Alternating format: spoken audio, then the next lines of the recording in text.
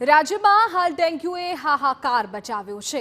સૌથી નવાઈની વાત એ છે કે હવે ડેન્ગ્યુ ઝડપથી વાર કરી રહ્યો છે। માત્ર 3 દિવસમાં જ લોકોના મોત થઈ રહ્યા છે। ડોક્ટર પોતે પણ માની રહ્યા છે કે હવે ડેન્ગ્યુ પહેલા કરતાં વધુ ઘાતક બન્યો છે। ત્યારે આપની થોડી પણ બેદરકારી આપને ખૂબ જ ભારે પડી શકે છે। અમે આપને ડરાવવા નથી માંગતા, પરંતુ હવે ડેન્ગ્યુ સામે લડાઈ ખૂબ જ ગંભીર બની ગઈ છે। મહાનગરોમાં હાલ ડેન્ગ્યુના સૌથી વધુ કેસ સામે આવી રહ્યા છે। ત્યારે જુઓ ડેન્ગ્યુનો નવો કાતિલ અવતાર અમારા રિપોર્ટમાં।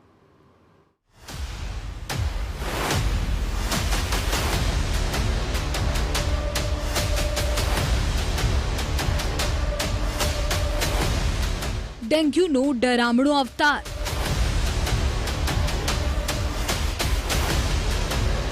મહાનગરોમાં મચાવ્યો હાહાકાર।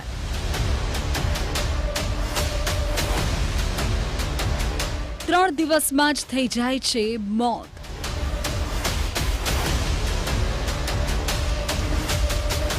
લીવર, કિડની, ફેફસા અને મગજ પર કરે છે હુમલો।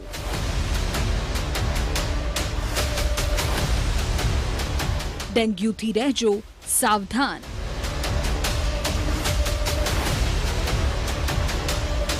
હાલ રાજ્યના અલગ અલગ શહેરોમાં ડેન્ગ્યુના કારણે ફફડાટ છે। સરકારી હોસ્પિટલથી લઈને ખાનગી હોસ્પિટલમાં હાલ ડેન્ગ્યુના કેસ સતત વધી રહ્યા છે। જો કે સૌથી વધુ ચોંકાવનારી વાત એ છે કે હવે ડેન્ગ્યુ વધુ ઘાતક બની ગયો છે।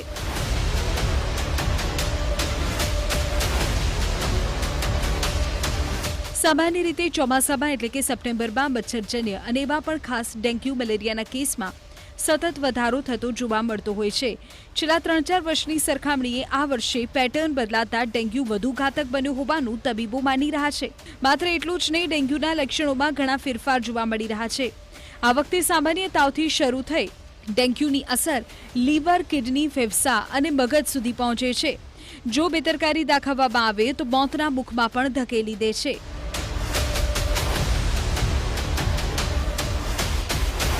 રાજકોટ શહેરના critical care specialist doctor Mayank ઠક્કરે દાવો કર્યો છે કે ડેન્ગ્યુ હવે પહેલા કરતાં વધુ ઘાતક બન્યો છે।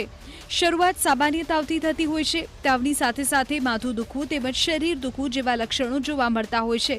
આ વર્ષે નવા સિમ્પટમ્સ મુજબ 3 થી 5 દિવસ સુધી દર્દીને તાવ આવતો હોય છે। પેરાસિટામોલ જેવી સાદી દવા લેવા છતાં તાવ ઝડપથી ઉતરતો નથી। આ દરમિયાન ડોક્ટરની સલાહ મુજબ દવા લેવી જોઈએ અને સાવચેતી રાખવી જોઈએ। 3 થી 5 દિવસ તાવ પછી દર્દીને પેટ ભારે લાગવું, ઉબકા આવવા, કોઈ વખત ઉલટી થવી અને લીવરમાં પણ સોજો આવી જતો હોય છે। આ વખતે અમે જોઈ રહ્યા છીએ કે ડેન્ગ્યુના વાયરસ વધારે એગ્રેસિવ થઈ રહ્યા છે। છેલ્લા 3 વર્ષમાં ડેન્ગ્યુના કેસ ઓવરઓલ જોઈએ તો ઘટી રહ્યા હતા એવું લાગતું હતું, અથવા એ ઓપીડી બેઝમાં જ ટ્રીટ થઈ જતા હતા। દાખલ કરવાની જરૂરિયાત બહુ ઓછી પડી રહી હતી। પણ આ વખતે શરૂઆત એવી થઈ રહી છે કે ફીવર એ લાંબો ચાલી રહ્યો છે ડેન્ગ્યુના કેસમાં, અને પછી ઝડપથી ત્રાટપણો ઘટવા માંડે છે અને લીવર અને કિડની અસર પામવા માંડે છે, બીપી ઘટવા માંડે છે, મગજ ઉપર એ અસર થવા માંડે છે। આ રીતને થોડી એગ્રેસિવનેસ ડેન્ગ્યુની આ વખતે વધારે જોવા મળે છે। એટલે ખાસ તકેદારી રાખવાની જરૂર છે। તમારા ડોક્ટરને મળી અને એની સલાહ પ્રમાણે સમયાંતરે રિપોર્ટ કરાવવા અને ખ્યાલ કરવો જરૂરી બને છે। લીવર પર સોજો આવ્યા પછી પણ જો દર્દી ધ્યાન રાખે નહીં તો પ્લેટલેટ્સ ઘટવાની શરૂઆત થઈ જાય છે અને વધારે ઘટી જાય છે અને દર્દીનું બ્લડ પ્રેશર પણ ડાઉન થતું જાય છે। પછી વધારાના ઓર્ગન, કિડની અને ફેફસા તથા મગજ પર પણ તેની અસર થવા લાગે છે। એટલે કે દર્દીની હાલત સિરિયસ થતી જતી હોય છે। આને મેડિકલ ભાષામાં મલ્ટી ઓર્ગન ફેલિયર પણ કહેવામાં આવે છે। આ વર્ષે ડેન્ગ્યુની આક્રમકતા વધારે હોય તેવું લાગી રહ્યું છે। કુદરતનો નિયમ છે કે તમે જેને વીક પાડવા કોશિશ કરો એ પાછું પોતાની રીતે સ્ટ્રોંગ થવા માટે કોશિશ કરતું જ હોય છે। પાછલા 3-4 વર્ષમાં ડેન્ગ્યુની આક્રમકતા ખૂબ જ ઘટી ગઈ હતી, પણ આ વખતે વાયરસે આક્રમકતા વધારી છે।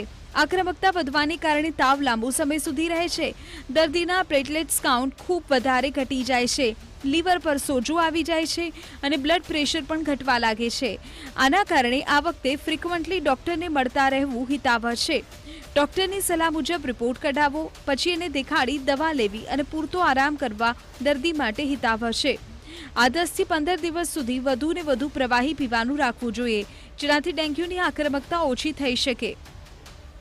એગ્રેસિવનેસતા વધી છે, ડેન્ગ્યુના વાયરસ વધારે એગ્રેસિવ થયા છે અને આ વખતે ઇવન મગજને બી અસર કરે છે। થોડા કેસો અમે એવા બી જોયા છે કે જેમાં ડેન્ગ્યુએ મગજને અસર કરી હોય. દરેક વખતે લીવરને અસર બી જોવા મળે છે.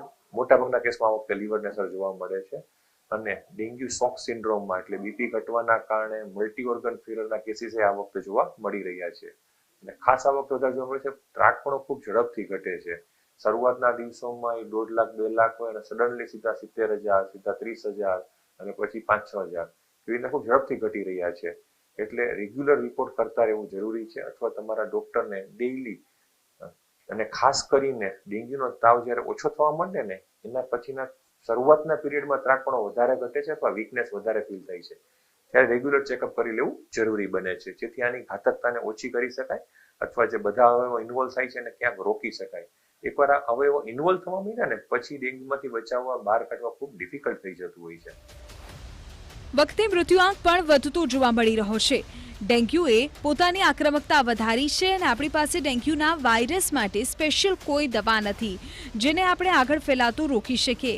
માટે આપણે પોતાની ઇમ્યુનિટી પણ વધારવી જોઈએ. ડેન્ગ્યુની આક્રમકતા વધવાને કારણે ઇમ્યુનિટી ઓછી હશે તો લીવર, કિડની અને મલ્ટી ઓર્ગન ફેલિયર થવાના કારણે મૃત્યુ દર પણ વધે એવું આ વર્ષે પણ જોવા મળી રહ્યું છે.